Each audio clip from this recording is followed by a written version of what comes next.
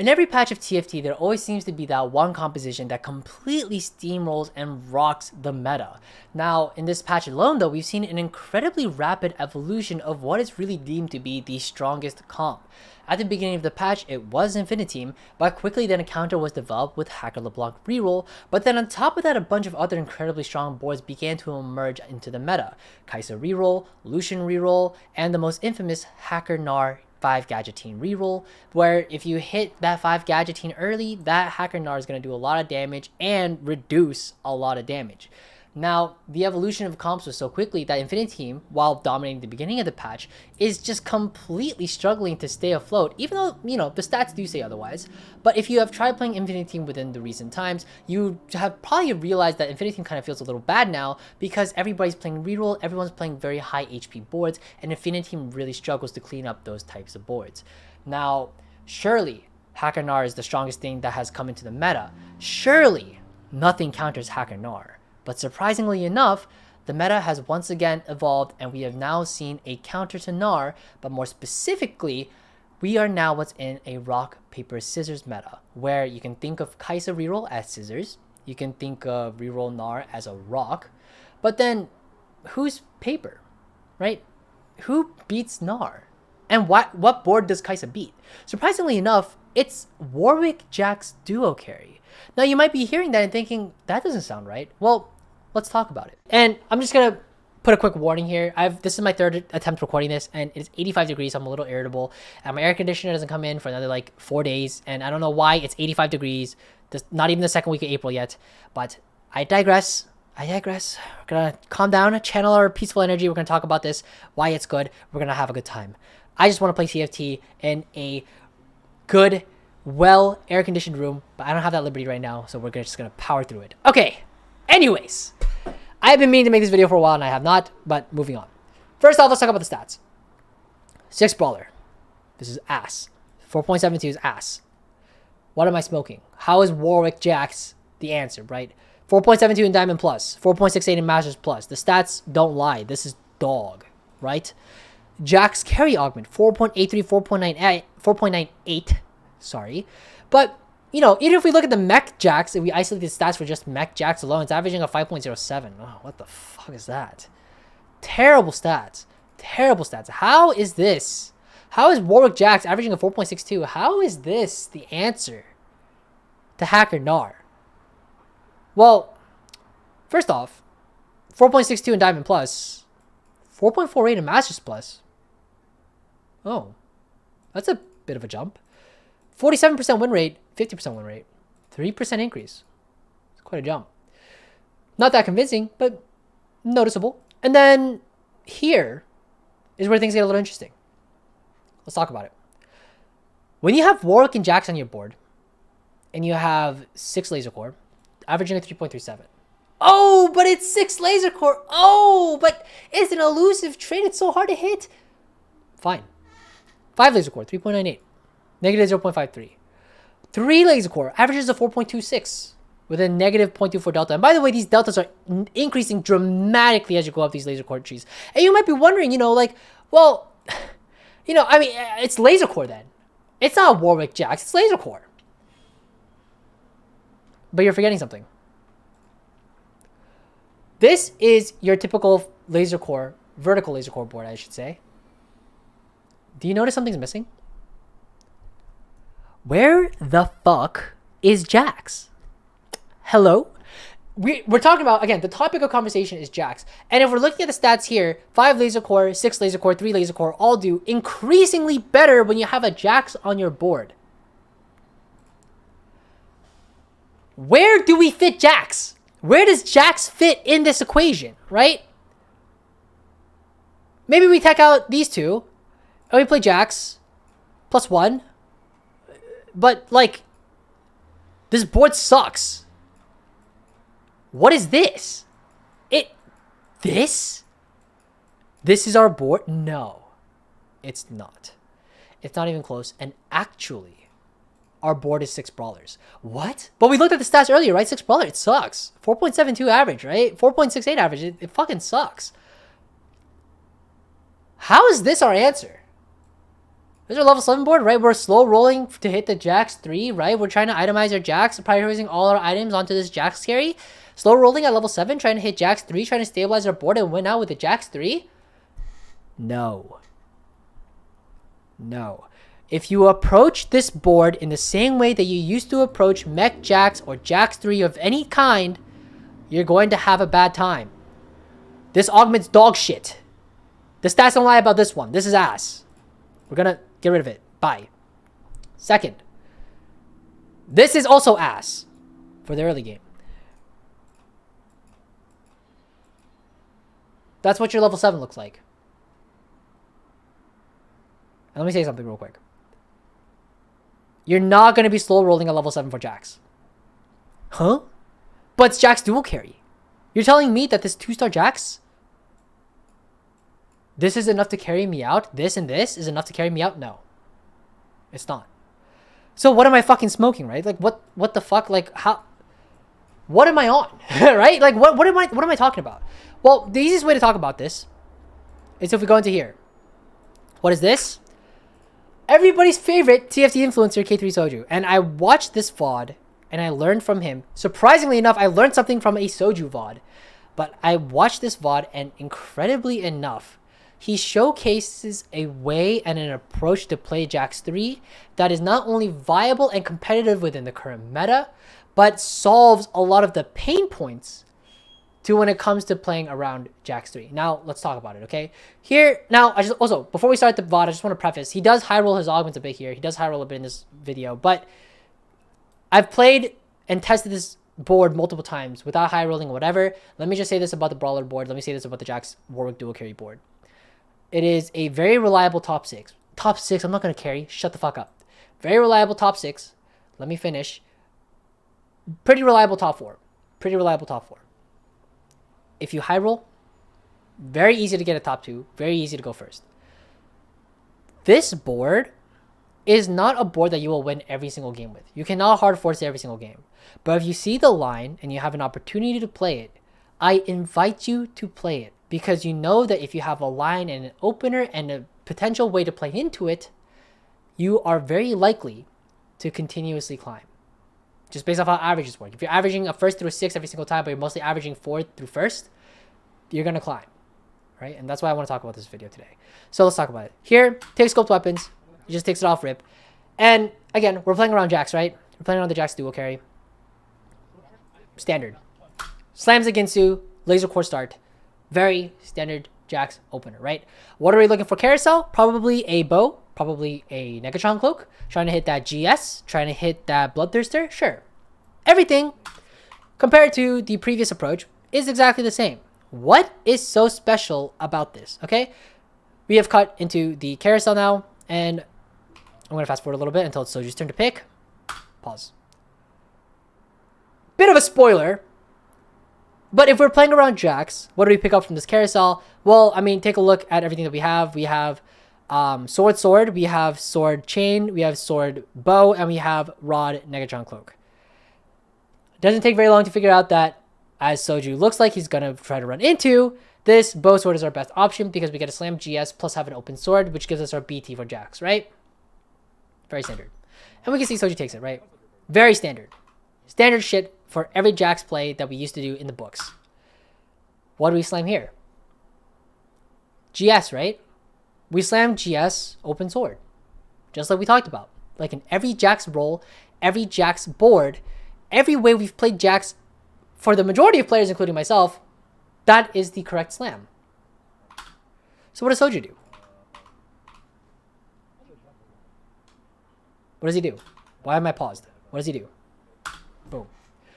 This is the first part where you're probably playing this comp wrong. He slams a Deathblade here. Slams a Deathblade here. Why? What the fuck? Why would you ever slam Deathblade here? You're probably playing around Jax, you have scoped weapons. Why the fuck would you slam? This almost looks like a blunder. Why does he slam Deathblade here? So let's talk about the theory. Okay, let's talk about the theory. So this is from the meta read. This is, if you're a tier 2 supporter of the YouTube channel, you'll have access to this. But there's some more stuff up here. I'm not going to leak it. But anyways, let's talk about this real quick. For the previous Jax 3-star, and the issues that arose with it and why it sucks right now. You heavily bleed out too much during the mid game. You lose too much HP trying to hit Jax 3. Solo carry mech Jax is unreliable as hell. Especially because 5 gadgets to 3-star Gnar and 3-star Kaisa with a GS will probably kill it anyways. It's very unlikely to win out. So how does this new theory, this new approach, solve these pain points? Well, let me just say real quick. It solves the mid-game bleed out. It solves the level 7 issue where you're stuck at level 7 rolling. No, you go level 8. You can also decide to either go for Jax 3 or go level 9. What the fuck? We'll talk about it. Potential Warwick 3 if you're high rolling. And I'm not even capping. I'll throw some screenshots on the board, on the freaking video right now, but I hit Warwick 3 like more than once, which is weird because I started playing this like 1 or 2 days ago. And then finally, the dual carry. You can more reliably clean up the board if your positioning is bad, which was an issue with Mech Jax where he would sometimes get stuck on the front line, never go into the back line, and then that's just a problem, right? So let's talk about the theory. Stage 3-2. It says here it's the most important stage of the entire game. I will make a video talking about this in the future. This is a little bit unrelated, but it is the most important stage of the game, but you can ignore that message for now. Stage 3-2. You want a 2-star strong unit carry and stabilize stage 3. Stabilize stage 3. I feel like I mixed up the Z and the G in here. Whoa, I've never done that before. That's so weird.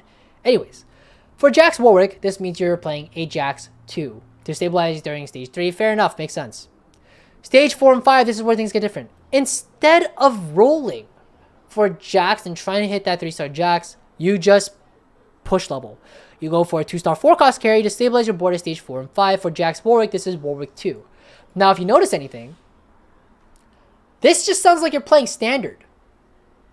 And you kind of are. It's interesting because then in stage 6, instead of continuously playing standard and then trying to pivot into some legendary board, you're instead trying to look for your 3-star stage 3 carry, which if you remember was our Jax. Our Jax 2. This different approach solves the mid-game bleed out and gives you the opportunity to go for Jax 3, but if you're not hitting the Jaxes, you can just go level 9. And it's basically playing standard, but with a bit of a twist. You got to play for the Jax. Now, how does this explain the Deathblade Slam? Right? I still haven't explained that. Why is the Deathblade Slam good? What? It's because stage 4 and 5, your carry on your board throughout this important mid-game / end-game, really, part of the game, it's Warwick, not Jax. So you need to prioritize, I cannot speak today, your stage 4 and 5 carry items first. Meaning, in our case, we need to prioritize our Warwick items first because our late game win out, our win condition, will be our 3-star Jax, but his items will come much later. I'm talking stage 5, stage 6. We're prioritizing the Warwick items first and Jax significantly later.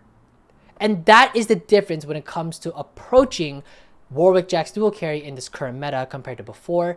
And this way of playing is just so interesting. It's so cool. So I'm going to skip. I believe there's going to be a cut somewhere soon. We're going to skip through. It's now stage 3-2. We're going to look at the augments here. And what did we talk about before? Again, we talked about stage 3-2. We're looking for that 2-star strong unit carry to stabilize our stage 3 board, okay? Now, this doesn't have to mean you hit your Jax 2. You don't have to. It's nice. But you don't have to, as long as your board stabilizes to a certain extent. Maybe you're playing 2-star Yasuo, 2-star Ashe with like 4 brawlers instead. That's okay too, right? You got to play flexible, right?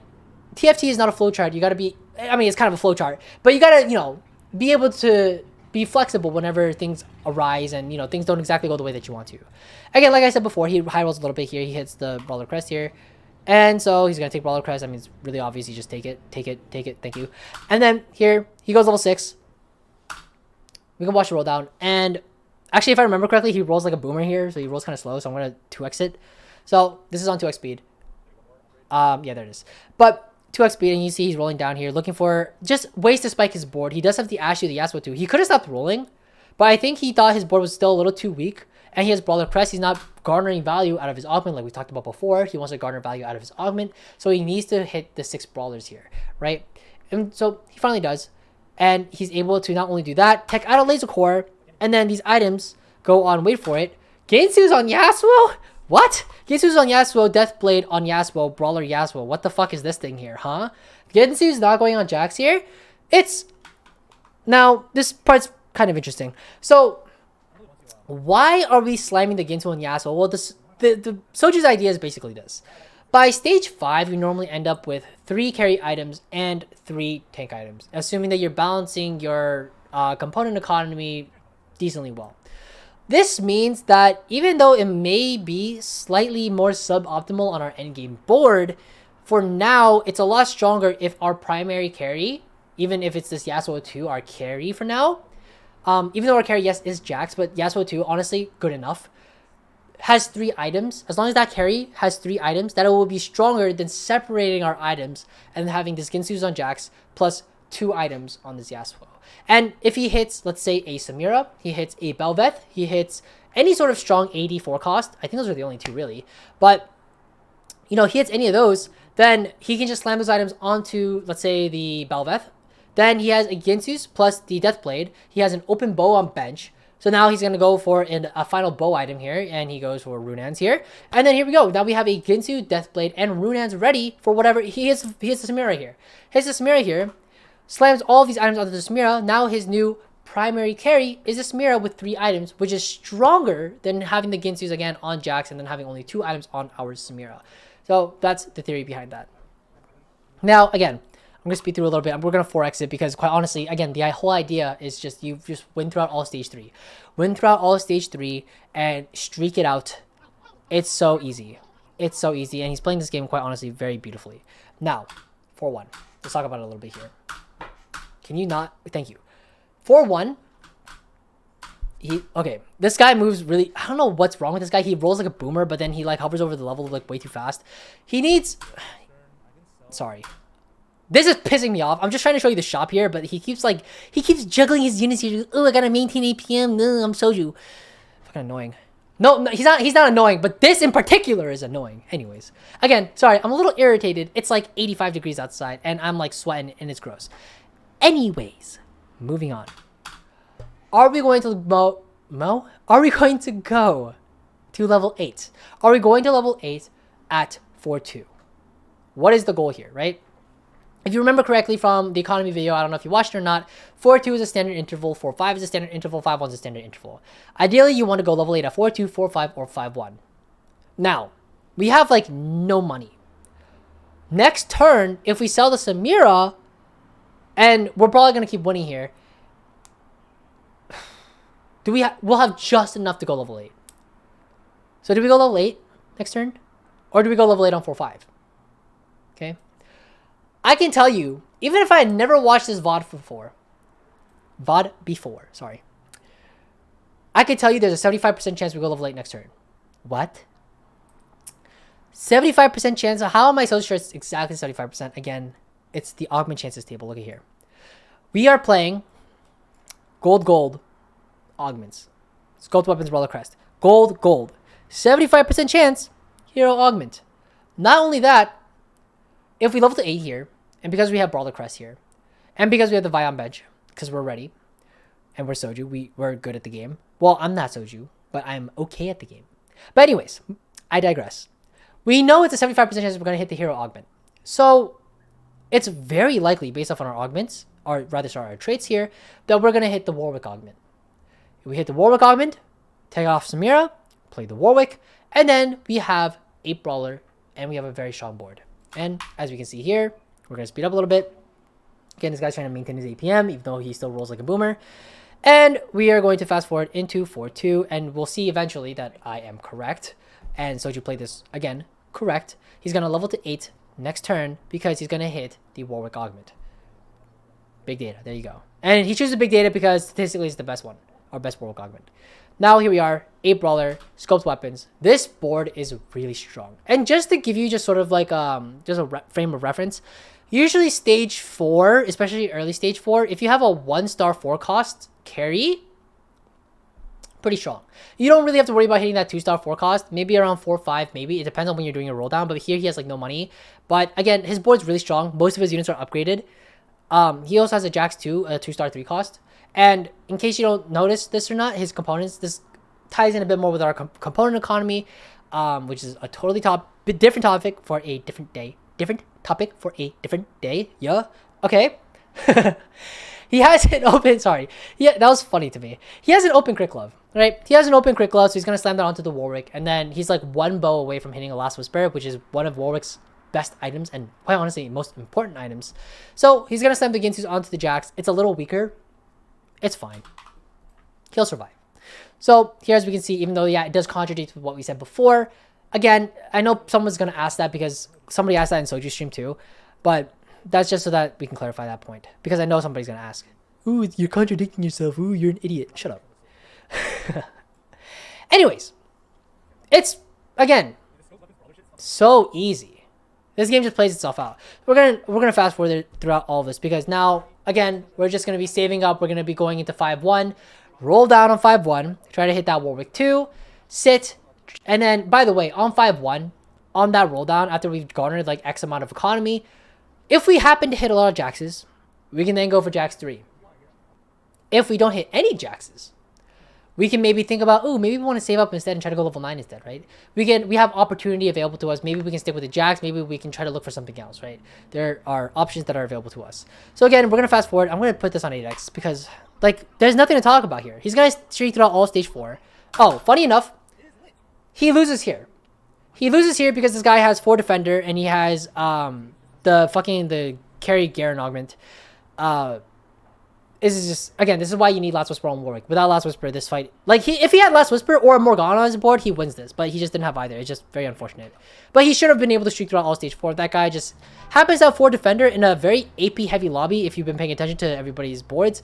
But, like, weird champ.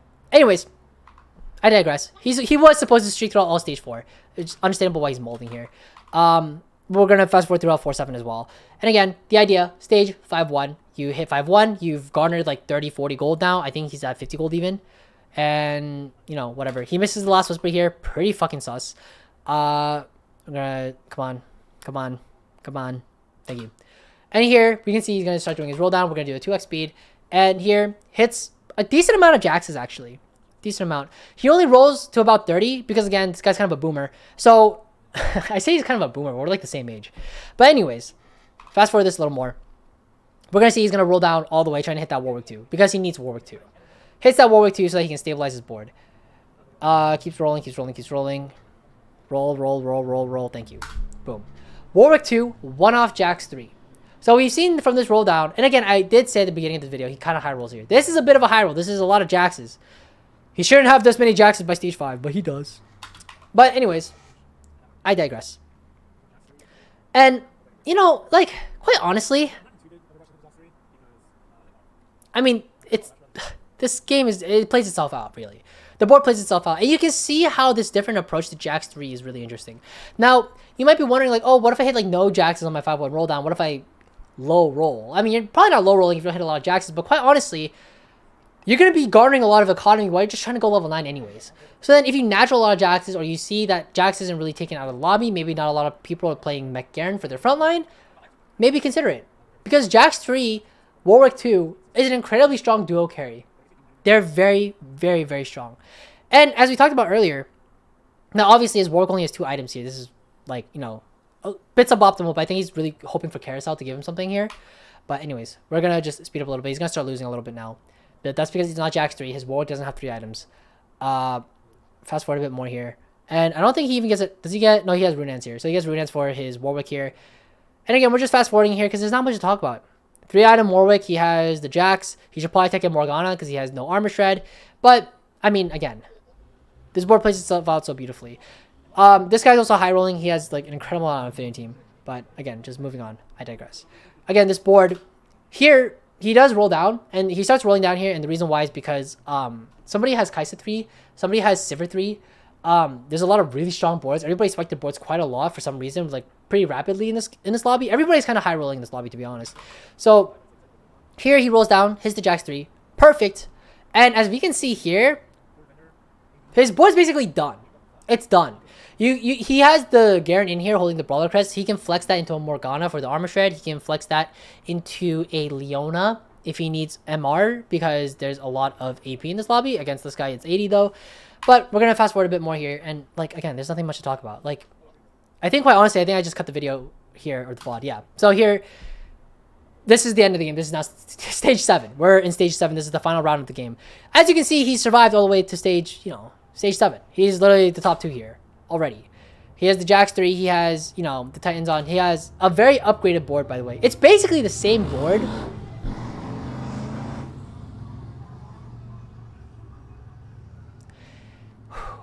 I don't know if the microphone picked that up, but that is a loud-ass motorcycle outside. I hate Boston. I fucking hate Boston. Anyways, moving on. I'm not going to let that damper my mood. Is that the saying? I don't know. Soften my mood? It's probably damper. Anyways, moving on. As we can see here, this guy, like I said at the very beginning, we're in a rock, paper, scissors meta. Kaisa beats Warwick. But it's not always the case. Sometimes things go your way. And in this case, as you can see, this Kaisa actually only has 2 items. Neither of them are an attack speed item. Which is just so dumb. I don't know what this guy's doing. He's incredibly high rolled for his board, but there you go. That's the end of the video. I don't know if you can hear Soju yapping, but somebody told him to mech the Jacks, and don't mech the Jacks. I don't know if I need to say that or not. Don't mech your Jacks. It doesn't do anything. Anyways, that's the end of the video. I hope you guys learned something from this, and happy climbing. Take care, guys. Bye-bye.